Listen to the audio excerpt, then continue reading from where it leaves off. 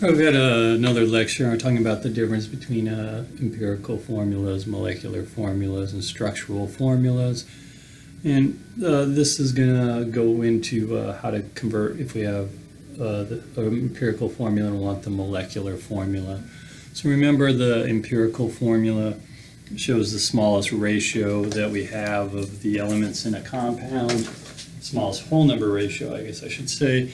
And the molecular formula shows us the number and type of each atom in that compound. So the relationship between the molecular mass and the empirical formula mass is N, which is the number of formula units per that molecule. So how many empirical formula units would you have to put together to make that molecule? So the way to do this problem, and it may be a more complex problem if you first have to find the empirical formula, but this problem is giving you that the empirical formula is C2H5 and this compound has a molar mass of 58.14.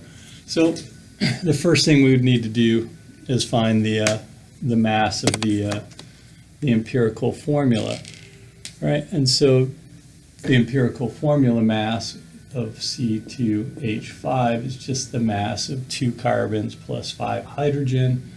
So if we have 2 carbons and each of those is 12.01 AMU, and we have 5 hydrogens, that's each 1.01 AMU, we're going to have 24.02 plus 5.05, so we end up with 29.07 AMU for that. Right, and so that would be our mass there for the empirical formula, and that would be the part that goes in here. So the total mass is 58.14, and the empirical formula mass is 29.07. So that tells us that there are 2 empirical formula units per every unit of the molecule. So we would take this empirical formula that we have and multiply it by 2 to get the molecular formula of C4H10. And you could determine if you did that correctly by taking the formula and say we have 4 carbons times 12.01, and we have 10 hydrogens times 1.01, and that would give us 48.04 plus 10.10, and if we add those together we get 58.14, so it looks like our math was done correctly. So then if we come back here and take a look at the actual structure, remember how we look at this structural formula and find the molecular formula. We count how many carbon there are, 1, 2, 3, 4.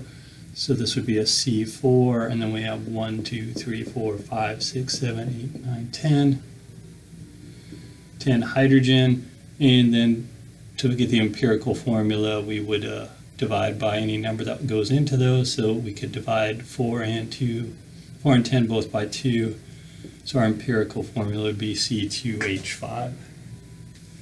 So that's how you go through a problem like this. If you have an empirical formula and you have the mass of the molecule, then you just find the mass of each empirical formula unit, which is how many pieces of the molecule you have, and then get your number 2, multiply it by the empirical formula, and that will give you your molecular formula.